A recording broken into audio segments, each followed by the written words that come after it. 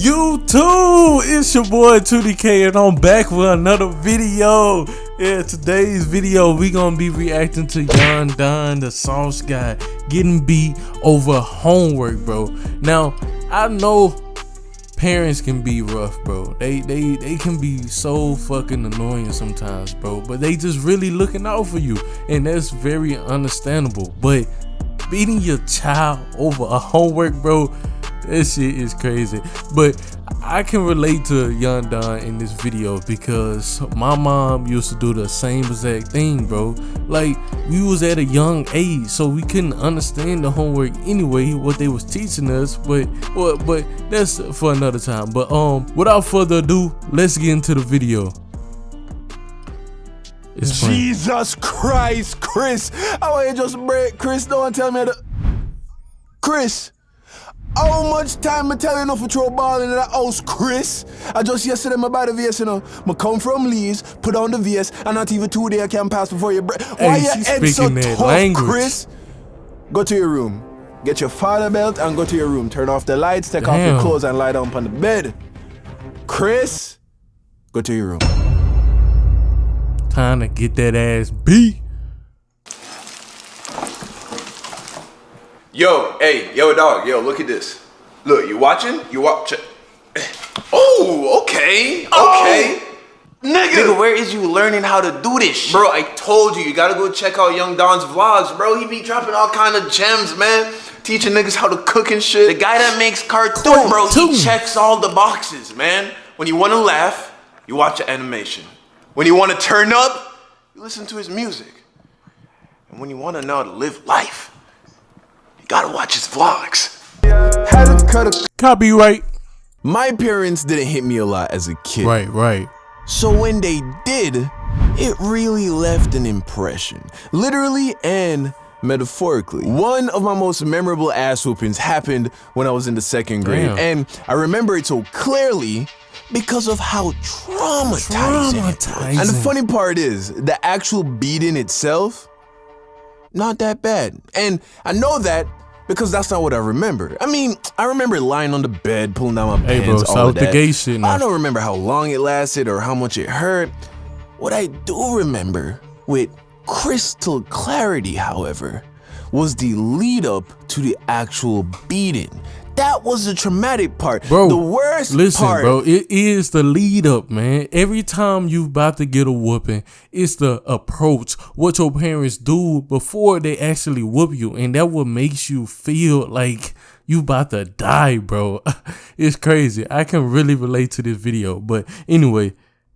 About getting hit by a black parent is that they tell you it's coming. They give you a warning. Right. They want you to think about it. Like you fuck up, right? As a kid, you threw a ball in the house, you're not supposed to play ball in the house. And now, your mother's new decorative vase that had nothing in it, by the way. So why even have the vase?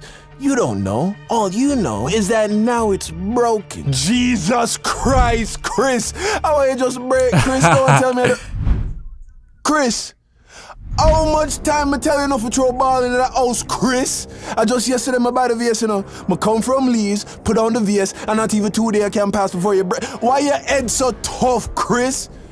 Hey, who else can understand her language? Get your father belt and go to your room. Turn off the lights, take off your clothes, and lie down on the bed. Chris? Take off your clothes, So now you're just lying in the bed, naked, scared, in the dark, waiting to get beat with nothing but your childish imagination. Pause. I don't even think that my parents ever whooped me naked, bro. But I feel bad for you, Don. I really do, because if you're getting whooped naked, bro, I don't know, bro. I don't know, bro. Play the video. To come up with the worst case scenario. The beating may be child abuse, but the suspense is torture. Now, to be fair, that example I just gave never happened, okay? My mom never beat me for breaking shit. She would hit me for weird things, like lying. But this next beating that I'm about to tell you about did happen. Lying weird. It was at the hands of my father. Now, I've always hated homework, right? Most kids hate homework, but for as long as I can remember, I have always tried to get around doing it. I would lie to my parents, Right. tell them that I didn't get any. Then I'd lie to the teacher, tell her I left it at home. I'm talking since grade 1, bro. It's been fuck homework, nigga. So in the second grade, they introduced this thing to us called a homework reminder.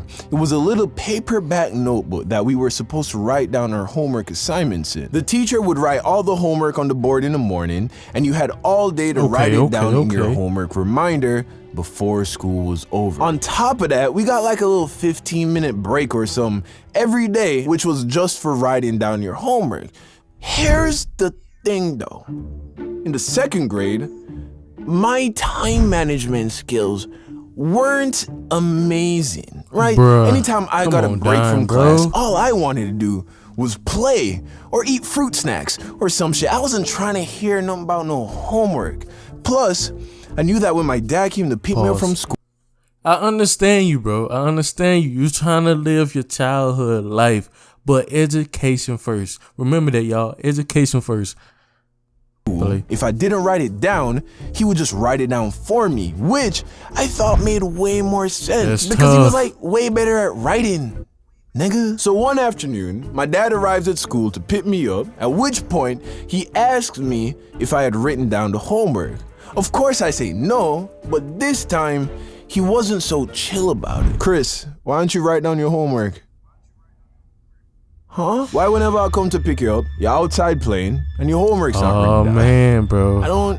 Because when I don't know when I just tried, but it's hard. Chris. He looks so serious. Listen, tomorrow when I pick you up from school, make sure your homework is written down. I don't have time for this. I have to get back to work. This is my lunchtime, you understand? Yeah, I'm sorry, Dad. So the next day I get to school, I see the teacher writing the homework on the board, and I was like, lunchtime? I'm definitely gonna get to that. Fast forward to the end of lunchtime, I get back to class, and I see kids putting away their homework reminders. So I'm like, okay, for sure, 100%. When we get our break to write down our homework, I'm definitely gonna forget that. Now, as you can imagine, this happened so long ago, the details are blurry. I'm not sure how I actually spent that little break time. What I know for sure is that I didn't use it to write down the homework. Probably spent it playing tic-tac-toe with my classmates or something. And I know that because what I do remember is my father arriving at my school to pick me up, and my homework was not written down. In fact, I remember I was actually in the middle of writing it down when he showed up, which I thought was an improvement. That's tough. But clearly he didn't. He sees my teacher, who was still in the classroom waiting on me to write down the homework so she could clean the board, and he asks her, why isn't his homework already written down? And of course, she just throws me under the bus, tells him I was playing around every time I got a chance to do it.